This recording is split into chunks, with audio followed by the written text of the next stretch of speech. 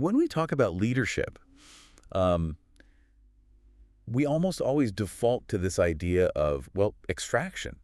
Like, you think about a corporate ladder, right? Right. And the whole point of climbing that ladder is to get to a place where you can extract more value from the people below you. You know, you get the corner office, the assistants. The better parking spot. Exactly. You get the people executing your vision so you don't have to do the heavy lifting anymore. Yeah, it functions very much like a parasite. And I don't mean that in a strictly malicious way, but structurally, the entity at the top draws nutrients, energy, time from the host body. Wow, yeah. The host body being the workers. Right. The workers, the congregation, the followers, all just to sustain its own elevated position. I mean, the higher you go, the more you feed off the structure beneath you.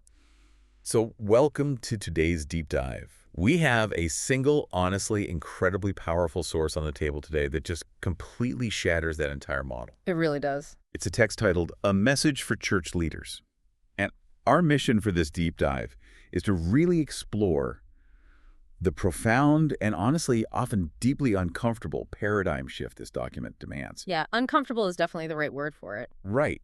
Because it argues that true authority doesn't function like a parasite at all. It functions like a root system. It sits at the very bottom, down in the dirt, and its sole purpose is to push nutrients up into the tree so the branches can bear fruit. And, you know, while the source material is explicitly written for spiritual leaders and it's heavily grounded in biblical theology, the psychology it unpacks applies to literally anyone holding influence over others. Yeah, anyone. Like if you manage a sales team, or if you're a senior VP, or even if you're just raising a family, right? The mechanics of leadership being discussed here, they force you to evaluate whether you are building people up or simply building a monument to your own ego. Yeah. And the text argues that the modern landscape, whether that's the church or the corporate world, is suffering precisely because it lacks leaders with this downward climbing mindset. Okay, let's unpack this, because the text points back to the original teachings of Jesus in Mark chapter 10 to define this, right? It notes that earthly leaders, kings and great people, they lord their power over people. But in the spiritual realm, whoever wants to be great has to become a servant or even a slave. Exactly. It completely flips the organizational chart upside down. Like in the corporate world, success is a ladder where you climb up to get away from the grunt work. But this text is arguing that spiritual leadership is actually a ladder you climb down. What's fascinating here is the underlying distinction the author makes between, like, a CEO mentality and a shepherd's mentality. Oh, that's a great way to put it. Right, because a CEO looks out at a crowd of people and sees a market or a workforce. They see a demographic that can be leveraged, They see a resource. Yeah, human resources. Well, literally. Exactly. But a shepherd looks at that exact same crowd and sees vulnerability. They see needs that require protection and care. The text actually points out how Jesus saw the crowds and had compassion on them because they were, quote, sheep without a shepherd. Oh, right. Their problems were massive. He didn't see an audience to monetize. He saw a desperate need that he felt obligated to serve. So if your entire job is to function as that root system, pushing value up into the people you lead, you can't be obsessed with how the branches are looking at you. Yeah, not at all. You essentially have to disappear. Which brings us to a massive psychological hurdle, the human ego. Oh, yeah. The ego is the biggest obstacle here. The text outlines what we could call the brother first rule. It basically states that leaders must never, ever fall in love with their titles or view themselves as fundamentally superior to anyone else in the room. And the author is really uncompromising on the danger of titles. Because, look, human beings are deeply wired to crave status markers. We love a good title. We do. A title acts as a psychological shield. It tells everyone else in the room that we matter, that we've achieved something, that we are, safe from being at the bottom of the hierarchy. Right, it's protection. Exactly. But the text demands that a spiritual leader actively strip that shield away. It points to this profound historical example with the Apostle John. Oh, this is one of my favorite details in the source. Because here is John, right? A man who was literally in the inner circle of Jesus. And he is around 95 years old, writing what will become a book of the Bible, addressing multiple churches. Yeah. In any modern context, his email signature would be terrifying. Like, it would be Chief Executive Apostle or Founding Visionary or, I don't know, global spiritual director. He had all the credentials, and yet how does he introduce himself in the book of Revelation simply as, I, John, your brother? Just your brother. Just your brother. That is a deliberate, massive leveling of the playing field. The text instructs leaders to follow Philippians chapter 2, considering others as functionally more important than themselves. And it makes this brilliant clarification. Yeah, I love this part. It doesn't seem more spiritual because, well, you can't measure someone's internal spirituality. Right, that's impossible. But you can measure how you treat them. You can treat them as more important. Think about what that actually looks like in practice, though. Imagine a senior VP walking into a board meeting and treating the intern taking notes as functionally more important than themselves. Oh. And not in a, patronizing or performative way, but genuinely prioritizing that intern's dignity and growth and voice. It completely dismantles the power dynamics we usually rely on to feel secure. And that security is exactly what gets tested next in the text, because it argues that a true leader never forces submission. If you have to demand obedience or if you're constantly fighting to maintain your position, your authority isn't real. It's manufactured. Exactly. Which leads to this genuinely terrifying instruction. When a leader is attacked or slandered, they are told to never defend themselves. Yeah. They're supposed to leave their defense entirely to God. But wait, I have to push back on this. Because in today's culture, we live in an era of reputation management. If someone slanders you online, if you don't defend your reputation, if you don't clap back at critics, you get crushed. Oh, absolutely. The mob will come for you. Right. You hire a crisis PR team. So how does leaving your defense to God actually work without just becoming a doormat? Like watching your entire life's work get destroyed. If we connect this to the bigger picture, the text provides a really fascinating psychological and theological answer to that. The idea is that forced authority is fragile authority. Fragile authority. Right.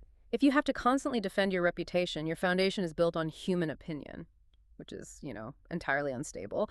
The author operates on the premise that divine authority is self-evident. It doesn't require a PR campaign. Okay, I see. If God placed you in a position of influence, God is capable of sustaining you there. The author even includes their own testimony in the text, stating they've experienced this divine defense as a tangible reality. The argument is that the moment you step in to defend yourself, you are essentially telling God, I don't trust you to handle this, I need to take control. Wow. So it's an absolute brutal death of the ego. You have to rely entirely on an invisible sovereignty rather than your own cleverness or your ability to win an argument on Twitter. Exactly. Here's where it gets really interesting, though. Moving from the internal ego to how you actually run the community. If you strip away your titles and you refuse to pull rank and you don't even defend yourself when attacked, how do you actually guide people without creating a total dictatorship or just inviting chaos? Yeah, because if you drop all the heavy-handed control mechanisms, the fear is that everything will just fall apart. Exactly. And the text heavily warns against running a church or any organization like a dictatorship burdened with endless rules. Because when you do that, you accidentally create a legalistic club. And a legalistic club is an environment where blind compliance is rewarded over genuine transformation. In these systems, the people who rise to the top are just the yes men. They're the people who are highly skilled at following outward regulations and mimicking the boss's preferences. Meanwhile, the truly righteous people, the ones genuinely seeking authentic growth, they feel totally alienated. Because they're suffocated by the bureaucracy. Right, the bureaucracy of just keeping the leader comfortable. And the text uses a really sharp term for this outcome. Dead works. It describes actions that are done merely to please or impress a human leader, not out of any pure internal conviction toward God. Dead works. That's a heavy phrase. It is, and we all know that employee who only looks busy when the manager walks by their cubicle, right? That is compliance, not commitment. That's a dead work. God, and frankly any healthy organization, only accepts works driven by genuine internal devotion. So to cure this, the source offers a solution that would probably give any modern manager a panic attack. Oh, for sure. It says you must leave people completely free, specifically as free as Adam and Eve were in the Garden of Eden. Wait, considering how the Adam and Eve story ended, with the literal fall of humanity, offering that level of freedom sounds like a terrible management strategy. It sounds terrifying because you are relinquishing the illusion of control. But the theological reasoning here is profound. The text points out that God himself gives humans the ultimate freedom to either obey him or rebel against him. God does not micromanage human free will. Wow.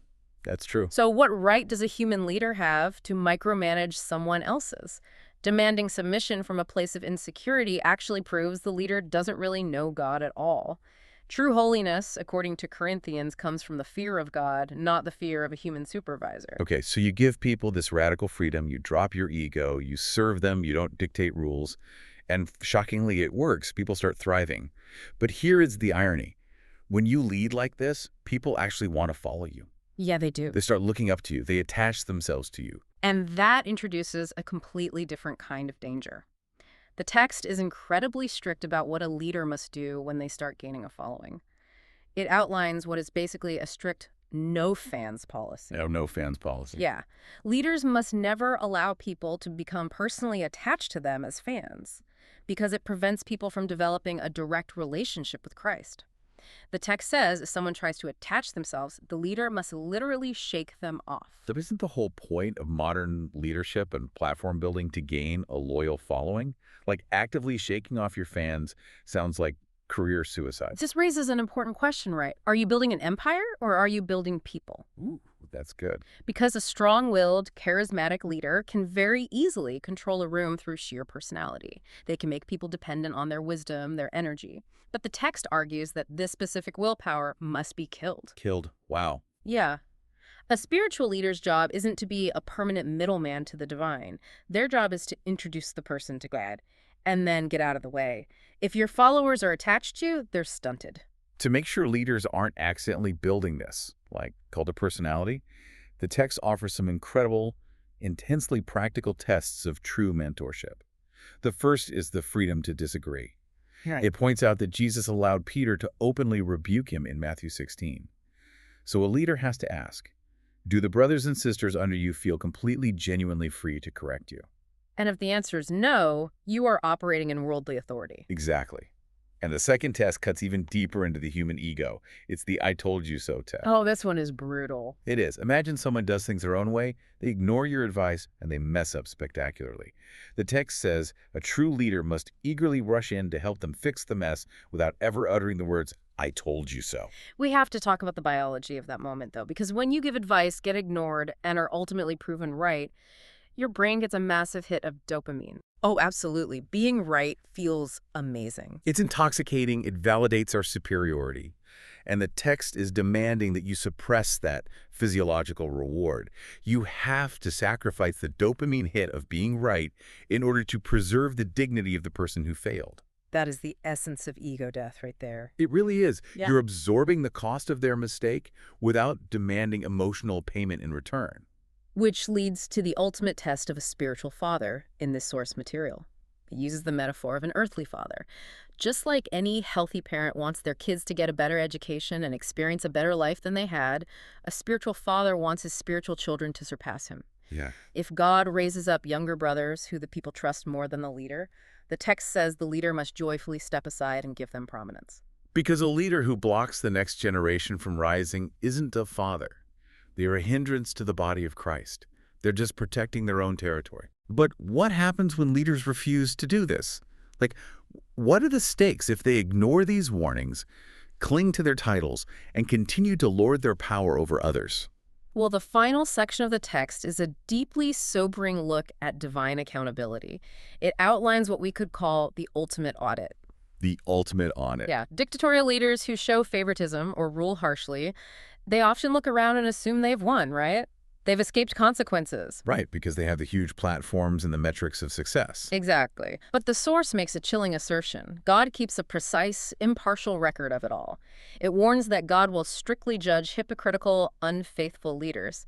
It actually quotes Corinthians, "Let him who thinks he stands take heed lest he fall." Reading this today, watching the headlines of major leaders falling, it feels so relevant. Huge, seemingly unshakable churches just fracturing overnight. Yeah. And the text doesn't view these public failures as accidents or PR crises. It views them as the active shaking by God to remove what isn't built on true servanthood. It explicitly references Hebrews chapter 12 here, stating that God is currently shaking everything that can be shaken.